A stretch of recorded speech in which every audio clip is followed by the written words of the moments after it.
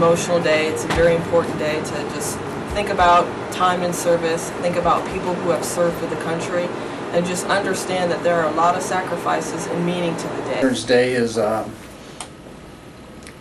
me, it's a time where we should reflect back on what's happened in the past with this country and how we got to where we're at with all the sacrifices that the previous veterans made and what the current ones are making now, the sacrifices they're doing.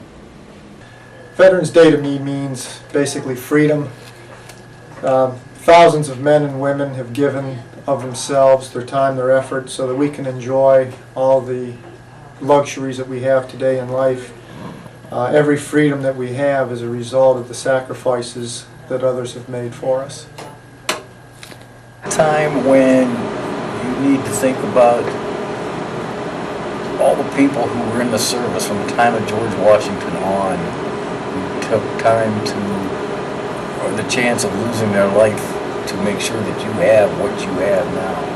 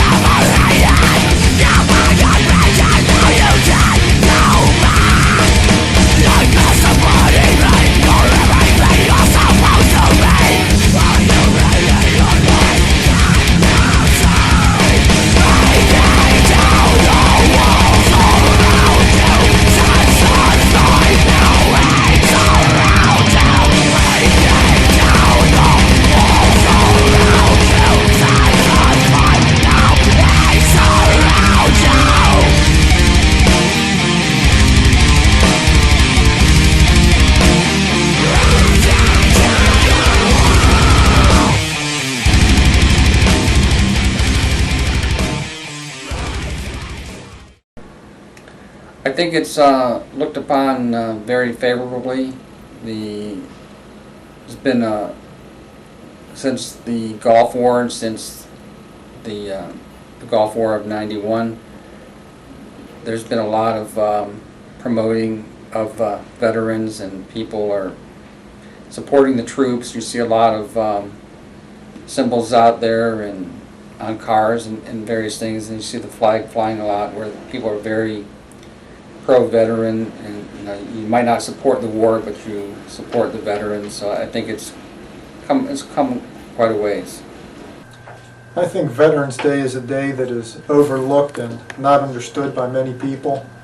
I personally believe that it should be celebrated with the same amount of excitement that the 4th of July is celebrated in.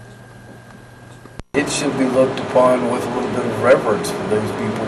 A lot of them died by the tens and hundreds of thousands. Well, there are quite a few events that were etched in my mind. Specifically, a real close friend of mine was killed when we were out on patrol, and he was the Navy corpsman, and